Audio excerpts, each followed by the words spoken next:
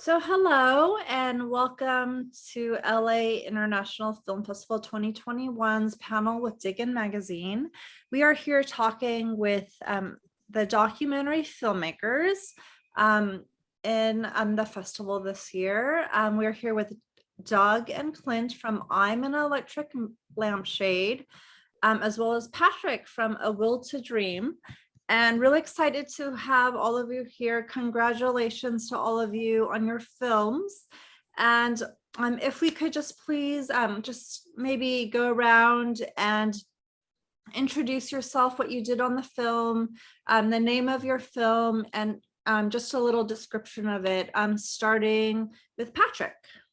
Oh, sure. I'm Patrick Alcedo. I'm originally from the Philippines, now based in Toronto, Canada. I'm the director, writer, producer of A Will to Dream. This feature documentary is anchored in the life of Luther Perez, who gave up his US green card to go back to Manila to continue teaching dance to marginalized and underprivileged children and at-risk youth. The film is a labor of love. I when I'm not teaching here in Toronto, I would go home and film. So it's like 4 years of going to Manila, and then of course the life of Luther is intersected with some of his students. So that's my film. Thank you. Very cool. And how about John? Hi there. So my name is John. I'm the writer director of I'm an Electric Lampshade. So depending on each festival, kind of has decided whether to put us in a narrative category or a documentary category. So we consider ourselves a hybrid, and we left it up to the festivals to decide where they felt that we would be a best fit. But our film tells the true story of Doug and his journey. So at its core is a true story, and quite a bit of it was filmed as a documentary. Great. And Doug, can you talk about what you did for the film? Sure. So as John said, the story of the film is based on me. So I was the lead actor in the film. My wife also was in the film, and we had some other great supporting actors too. And I was also one of the producers of I'm an Electric Lampshade, which I hadn't done before. It was a real education all the way around. So, and worked very closely with John throughout the entire length of filming and editing, and over the span of well over 5 years. Very cool. So I understand this is a hybrid documentary narrative, and how did that come together? And so it's partially a true story and partially inspired by, or? It's a true story, but we're telling the story of somebody's fantasy. So we're following how, whether or not Doug is successful in making his fantasy come true. And basically the fantasy in the subject of the film is to become a pop star. So Doug begins as a retiring accountant who has no artistic background or experience. So we filmed it like a documentary. So many sections were unscripted, and we didn't know how Doug would develop as an artist or what kind of artist he would turn into. And even a year or two before we began filming, we began the process of working with Doug and developing his artistic side. So many of the chapters of the film or the blocks of the film couldn't be shot until the preceding one was shot, because we were following a real journey. That being said, many of the real life moments in the film were recreated as scripted scenes, or things that we weren't there to capture as documentary, or we felt wouldn't necessarily make the most entertaining aspects of a film. We recreated them in this kind of fantasy spirit, because it's really about somebody fulfilling a fantasy. That is so interesting. And Doug, was this your true fantasy to be a pop star, or? Yes, absolutely. It was. And you John and I, pop stars. before we started this, well, John and I worked together on a private project, which was a music video for not for publication. And that was my first kind of dipping my toe into the water of doing singing, choreography, being filmed, and the retirement video, music video that we did for a friend of mine ended up being a huge hit, got a standing ovation, and I caught the bug. And so John and I continued to work together, and we talked about, well, what are we going to do next? And John had the idea of doing a short film, something 20 to 30 minutes long with a music video, which grew organically, as John described, over the 4.5 years of filming that we did, to be I'm an Electric Lampshade, a feature-length film that you see that's screening at LAIFF today.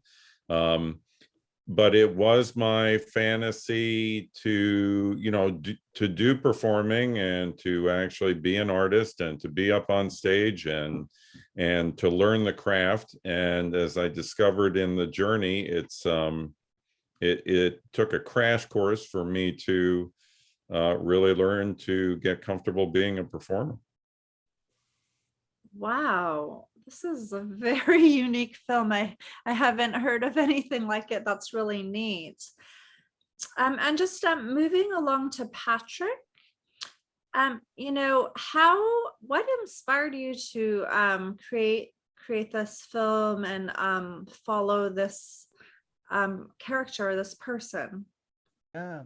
Well, I've always been interested in the relationship of dance and social justice, because I think it's also coming from my own background. I also suffered from poverty growing up, and it was dance that saved me and my family. And I feel like it's time for me to pay forward. And so now that I have this professorship in Canada, I said that maybe I could really put a spotlight on inspiring stories, on stories that will put dance not just as a form of entertainment, but really based on my own experience and my family's, as an empowering tool. So I'm a trained dance anthropologist. So that's my because I'm an academic. My PhD is in dance anthropology, and Wow. and so yeah, I know, John, I'm a little bit nerdy.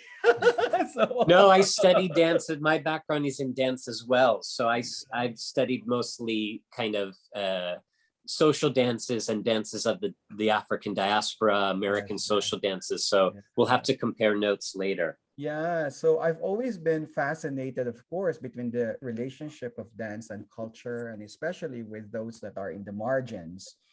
And so, and documentary is so powerful. And so, I met Luther, and I just just blown away by his person and his character and the amount of altruism and kindness and generosity, and he welcomed me into his world, and I got to meet his students and the way what they do for poor children and at-risk youth. And I said, this is really a documentary material. Yeah, and so I asked him, Cindy, like maybe 5 years ago, Luther, do you mind if I follow you just, I don't know how many years, And he said, let's do it. And we became, I don't know, we call in the Philippines BFFs, so best friends forever. And he just welcomed me into not only his life in the studios, but also in his everyday life. And I think the power of the documentary really is that kind of welcoming into their world, where you become part of who they are. You become inconspicuous. You become almost, the camera disappears. And so really, I mean, hats off to Luther for giving, I really welcoming me and my small team into who he is and his inspiring world. Wow. And what do you hope, audiences will take away from the film when they watch it? What was your goal Mhm. in making the film? Well, to really continue respecting dance, and to honor the labor that goes behind it, to also celebrate good teaching, to also give the message that help does not have to come from those who are super powerful or from the government all the time, but help could also come from those who don't have anything, right? So it takes really a village to help one another. And so that's what I'm trying to say is that, and that people have the power to change themselves, right? I mean, it at the end of the day, if you see in the film, at the end of the day, it's the 15-year-old dancer who decides whether she is going to do that long commute or not, right? And it's that kind of grit, and it's that kind of perseverance that really, I think, will lift you out of your poverty. And I experienced that myself. So I want to celebrate that. I want to remind people that this is happening in Manila, and there are things that this is relatable, that this could be anywhere else in the world. And yeah, how about for I'm an electric lampshade, like what was your goal in terms of like I mean, I guess it's like, because it's also, I can see it being very entertaining, obviously, as well. But what do you hope audiences will take away from the film, or how did you hope that they would react when seeing the film? Well, I think for me personally, since it was based on my story, one of the things that John and I talked about at length was that we wanted people to walk out of the theater feeling inspired to go beyond their self-imposed limitations and step outside and try something new, try something that they'd always dreamed of doing, or just get the courage to try something that they've put off or whatever. My story is that, at age 60, when I retired as an accountant, there are many people that say, well, it's too late, I'm too old, and there's lots of excuses for not doing things. But instead, I turned that upside down, stepped way outside my comfort zone, and became a performer in the context of this film. And while some people might walk away and say, well, that's crazy, they may also walk away, hopefully, and say, well, gee, that guy did that, but, I've always dreamed that I could try, learning how to play the guitar, or learning some new trade or craft. If they walk out of there and say, you know what, maybe it's not too late for me, even though they're in their, 30s, 40s, 50s, if they've already made up too many of those excuses in their lives, maybe they'll take that next step and give it a try. I mean, if that happens, I think it was all worthwhile. Yeah, age is definitely a theme in terms of our preconceived notions about when we reach a certain age and saying, well, this is it. And Doug is a character or a subject that's defying that, which I find exciting, for myself as a first-time filmmaker at 37, that we are not out of time to achieve new goals. And the story of Doug, we see his experience as one that's very privileged and has a lot of resources at his disposal. But you also see a lot of characters in the film who their story is somewhat parallel to Doug's, in that they're following their passion, even if they don't have the resources that Doug has when he retires. So to see not only Doug, but all these other characters who are really going through the process of saying, I'm going to pursue the arts. And that's a scary thing to do. Yeah, that's a really great message to convey. And I think it's really cool to, use the film to bring up that kind of discussion about, I guess you could call it ageism, because I think that it's always that idea that, like, I think older people are always telling younger people that it's too late to start something new. I mean, even I remember when I was like, maybe I was like 25, 26, and I had some older women, like some of my professors were kind of telling me that I'm too old to do this, I'm too old to do that. And then it's always this thing, like, I remember when I was like a teenager and I went to a professional tennis tournament to watch tennis. I was like, oh, I love tennis. It'd be so cool to be sponsored. And I just remember one of my older female family members saying, well, it's too late. You're too old to start this sport. You should have started when you were like 6, or, I feel like it's like a thing. I don't know, like, placing limitations on people. Yeah, and to link that to Patrick's film, there's a lot of ageism in dance. Mm-hmm. You really, people who pursue a career in dance are typically, kind of privileged to enter high intensity programs when they're in their teens. And the conventional wisdom is that a career is not going to last you a lifetime. But as I'm sure Patrick's film shows, that dance has so many gifts and values at any age.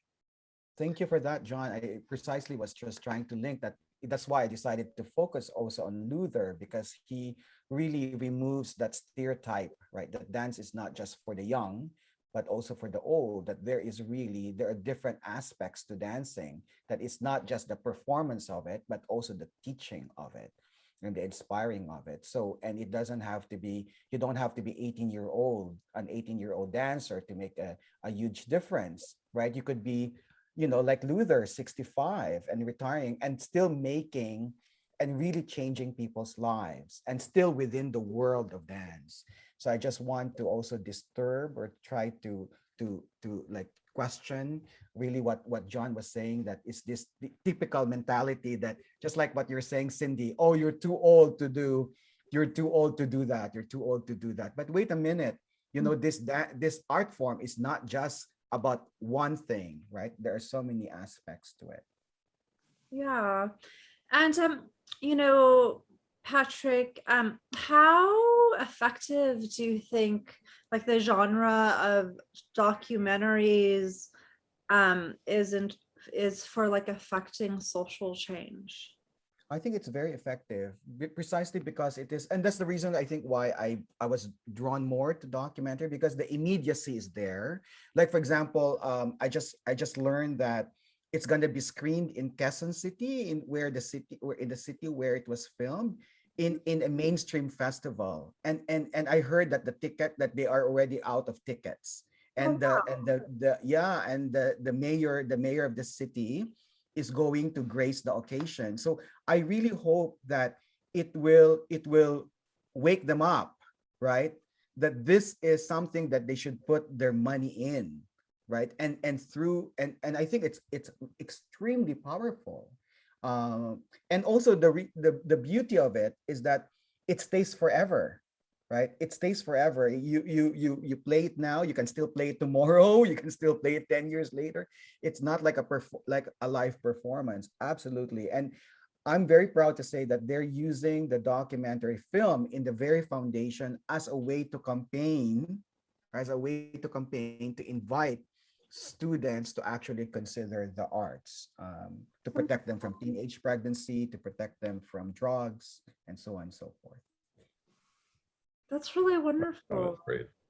Yeah, because like you were saying, that like dance is not, it's not just like a performance, but it means so much more. And it could be so helpful for, like you were saying, for younger people to get into that, and kind of like sports as well, is similar. I mean, those kind of physical activities are very important. Yeah, so how about for you guys, how do you feel documentaries can affect social change and affect people's mindsets? Yeah, I think it just echoes what we were saying earlier about this messaging around age and diving headfirst into something that maybe you fantasized about, but there was a voice in the back of your head that said, that's just a fantasy. So I think that the direct impact of our film, you know, whether you see it as a documentary or a narrative, is that, well, that's the thing, because it is a documentary and not just a narrative, Doug is proof that you can chase a dream or fulfill a fantasy at any age. And I think if it were just a scripted narrative, then maybe it doesn't have the same impact, because you think, well, this is just a fictional character, you know, this is just a fantastical character. Because Doug is a real person and Doug is the subject, it has that potency, that value of saying, hey, maybe I should pick up the guitar or you know, whatever that fantasy is. It's interesting. The other thing, Cindy, that to your question about how do documentaries embrace or assist with social change, one of the other themes that we have in our film is that we embrace the subject of mental illness in the film, because my wife, who is a character in the film with me, has suffered all her life from depression and anxiety, and we embrace that subject. It's discussed in the film. It is on display in the film very creatively through John's direction, and you know, so that tug of war that takes place between two partners where one of them is struggling with mental illness on an ongoing basis, is something that I feel very strongly needs to be talked about more, needs to be on display more in film, so that mental illness begins to lose this stigma that it has, which is, you know, snap out of it. What's the matter with you? Everything's fine. Which it's not. It's a disease just like cancer is. So that's another theme that we certainly address in the film, and it's one that I feel is important and one that needs to be brought into the open more throughout the world. Yes, definitely.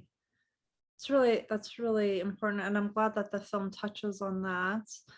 And this is for all of you. What is it about documentary filmmaking that drew you into that genre rather than like a fully narrative filmmaking career? Patrick? Yeah, I could start. I mean, because of my own training in cultural anthropology, I think it was a natural form for me to pursue.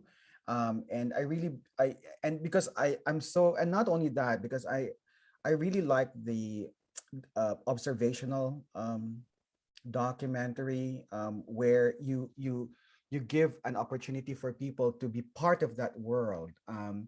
And what does it mean to actually, and to have a work that is not only a parachute kind of work, but to really spend a lot of time, and that the kind of truth and the kind of on the ground reality that the documentary can give you, I think is very different from narrative. I'm not saying that narrative is not powerful, but I think documentary is differently powerful, precisely because it is so on the ground, it is of the everyday, it is not scripted, and also it is the characters themselves that author their narratives. It's really not you. At the end of the day, you're there as you to document, but it's still Luther who decides. It's Dax who decides. So I think that's what I love about documentary filmmaking, is that even though I am obviously the one making a decision a lot of times, but it's not, at the end of the day, it's not just me right? Doing the work. It's not just me doing the narrative. Really, it's not me. It is all their lives. I'm just the one orchestrating it. So I find that to be a very social justice in many ways, right? Because it promotes diversity, it promotes equality, and it promotes different voices. So that's what I appreciate about it, because I really like it to be, I love my work to be always on the ground, and it's about a community, and it's not just from one voice. Yeah. And so So- John, or I was just gonna say, like, your guys' is a mix of documentary and narrative. One of the wonderful things for us, Cindy, is that, as John said previously, a lot of our filmmaking for this film was done in an unscripted way. So in that way, it kind of felt more documentary. And I think in that way, it makes the film feel more real and more engaging than it would have if we had done it in a very scripted format. It may have felt a little, shall we say, stiff and forced. But having it unscripted and the way that John directed all these real characters who, in many cases, had never been actors before, and brought out their strongest traits in a real unscripted way, really for us just embraced the whole documentary perspective of this film. I mean, John, do you want to add to that? I have a passion working with real people. So even hearing Doug earlier, introduce himself as one of the actors in the film, Doug and his wife Gina are not actors. They had never acted before in their lives. And I just find real people to be so fascinating, and typically more so than actors playing characters. I run a nonprofit organization called Harlem Dance Club, where we build community through music and dance. And our participants are non-professional dancers for the most part. And it's just such a joy to see people kind of having their moment to shine, having their moment to present themselves in a way that's authentic or in a way that's part of their fantasy, that's an alter ego that they don't normally get to present to the public. So in terms of my work in the future, whether it's documentary or narrative, there will always be real people. I will always source real people to play themselves or versions of themselves. Interesting. And I kind of feel like this was a pretty ambitious film. I mean, because like you didn't really know what was gonna happen, right, with Doug, like as he was pursuing this pop star dream, or we knew the film ended in a concert, but we didn't know what that concert would take shape. Now, having filmed it, and we filmed the concert in Mexico City with a lot of local crew and talent. The concert's my favorite part of the film. I mean, it really is the manifestation of his fantasy and seeing where he lands as an artist. It's so fulfilling. So on the horizon, while we were making this film, not knowing what Doug would have the capacity for as an artist, we knew it would end in some form of a concert. And I think that the concert that ends the film is beyond all of our wildest dreams. And I think to John's point, Cindy, there were discussions along the way about how that concert would really turn out. If Doug didn't, if I didn't learn how to perform and sing and bring that stage presence that you need to when you're a performer, I mean, was the concert at the end going to show that Doug fails and Doug flops in his fantasy? That was certainly a discussion, and it certainly motivated me to give it everything I had and to make the concert the true culmination of this amazing journey I was on. That's really incredible. Yeah, so Have your films been in other festivals for each of you, or is this the first one? Or No, we've been in several. I think our total film festival count right now is around 20. oh wow. Yeah, we started back in March of last year, and since then we've either screened at or been at or are planning to screen at about 20 festivals, and there may be some more in the beginning of next year as well. We'll have to see. Patrick? Yeah, well, this is my fourth. I wish it's 20. I'm submitting just like anybody else, and I'm just waiting to hear. I mean, there's the All Asian Independent Film Festival. There's the International Festival in Quezon City.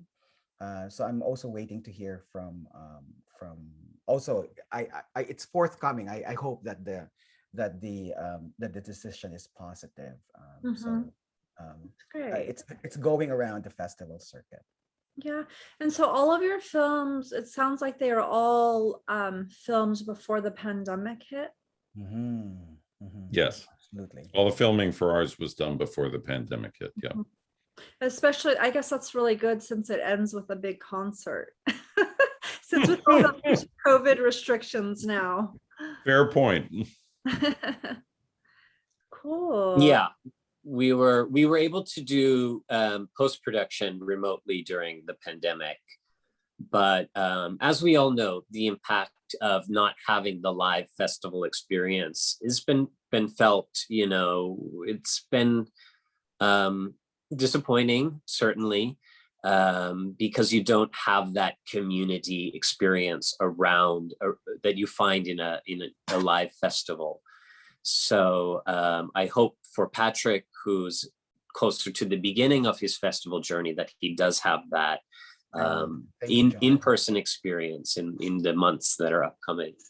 Actually, I was so fortunate. On the note of the pandemic, I was so fortunate when we finished filming in Hong Kong.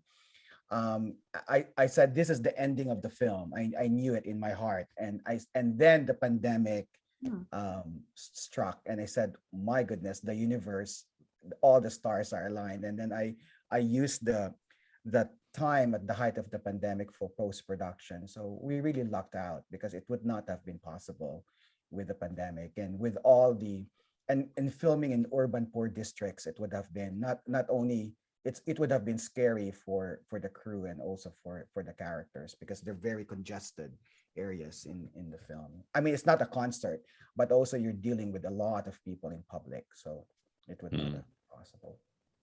Yeah, something told me, like at the end of 2019, to do as many festivals and events as I could. For some reason, I was like, why do I feel like I need to like do this? And I was like, I kept feeling like, oh, I should do these festivals, and I should do all this stuff. And then I felt like, and it was weird because like right after, in 2020 it hit. So maybe other people were feeling that too, like a pressure to like complete a lot of things before the it happened. Maybe we didn't really, we kind of subconsciously knew something was going on. I don't know. But yeah, so in terms of like financing, did you guys self-finance, or did you also have external financing? I could start. I mean, I got a grant from the Canadian government because I'm a university professor. So I got the Social Sciences and Humanities Research Council grant. It's a nationwide competition among professors. So Oh, wow. modestly aside, I got it. So I used the money for my research money to fund the production. So it's an academic. Oh wow, great. And for us, Cindy, we were fortunate. We were able to mostly self-finance the film, which was great. We were lucky that way. And that's I think one of the things that raises the stakes of the film, because Doug put so much of his life savings into this journey that he went on, that you know, as he mentioned, his marriage is a factor. He puts his marriage and his savings on the line to chase this dream. So hopefully that makes the audience want him to succeed. Yeah. And what do you hope, or what are your plans for the film, you know, after the festival run? Do you hope that, do you have plans that it'll be in theaters or stream, or just wondering about the future for your films? And maybe for Patrick, is it going to be used, you know, in the classroom and universities or for education? Yeah, for sure. Yeah, I really want to. In fact, my academic colleagues have already asked me when the festival run will be done, so they can start using the film in their classrooms. It was already screened in one. Actually, believe it or not, it was screened in a developmental studies class. And yeah, I know it's kind of like McGill University. Yeah, I went there and discussed the relationship between development and dance. So I think there are a lot of things. And I was telling earlier in a previous interview that I'm hoping to go back to Manila and then fundraise and use the film as a platform to fundraise for the foundation for the kids. So to go from school to school. So hitting two birds with one stone is to promote dance, but at the same time to also hopefully raise funds for more kids to pursue or to train in dance. So that's really my dream. And to make it to more festivals, which hopefully will be live, just like what John said. So we'll see, we'll see. And you know how it goes. Yeah, there's a great festival I've been involved in for many years. Do you know Cam Fest in San Francisco? Center for Asian American Media puts it on. It's great. Cam Fest, CAAM Fest. It's great. It's all Asian American films and documentary as well. Yeah, I've worked with them very closely. So great. I'll check it out. Yeah, definitely. And thank you, Cindy. There's a lot of other Asian American film festivals like in LA, San Diego, things like that. So. Yeah, actually it was screened at the San Diego Filipino Film Festival. Oh, nice. Yeah, the first one this year. It world premiered there actually. So yeah, wonderful. it was. I know, so I was helping my fellow Filipino filmmakers, and they said, you want us, so I said absolutely, and so so that was something. So really, thank you for reminding me, Cindy. Sure. I have a lot of friends that are Filipino filmmakers, Filipino American. I was actually involved in the first annual Cinematographo Filipino and Filipino American Film Festival a few years ago. Was in San Francisco. My goodness. Yeah, I support a lot of Asian American and Filipino film and filmmakers. So I grew up in an area in Los Angeles where there was tons of Filipinos. Most of my friends were Filipino growing up. A lot of pancit and lumpia and adobo. Yeah, exactly. Exactly. But how about but how about for Doug and John?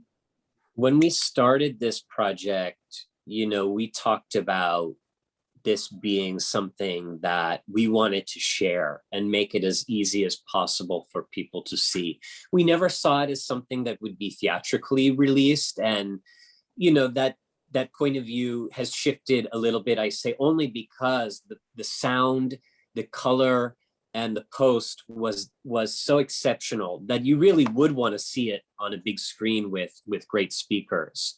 But the film was never thought of as something that would be distributed in theaters. And as we discussed, it's such an unusual genre. It very much is in a world of its own. So I don't know what that looks like in terms of finding the right home for it.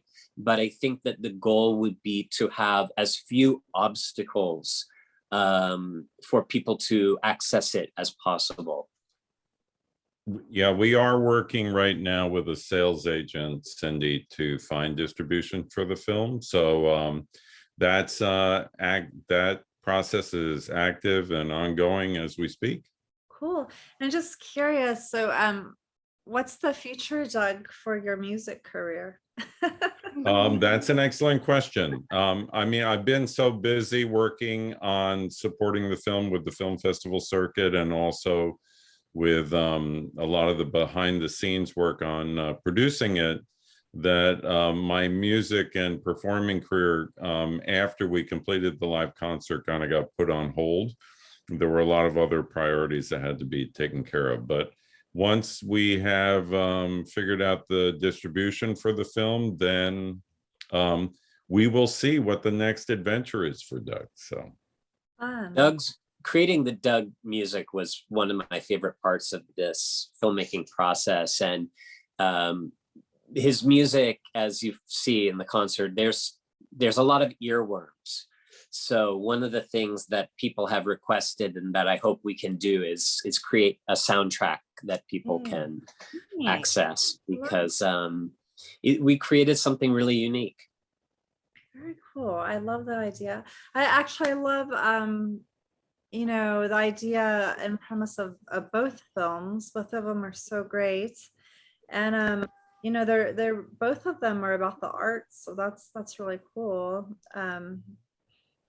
You know, who doesn't love the arts? I mean, the arts are like so awesome. So but thank you so much to all of you. You know, Doug, John, and Patrick, it's been a pleasure and such a wonderful treat to be able to speak with you know, you all. And congratulations, you know, for having your film at Los Angeles International Film Festival, and best of luck for the rest of the film festival and as your films travel around the festival circuit. So yeah, wonderful to meet all of you. And you know, I wish you all the best with these films and in your future projects to come. thank you, Cindy, very much. Thank you, Thanks, Cindy. Natasha. Bye. Bye-bye.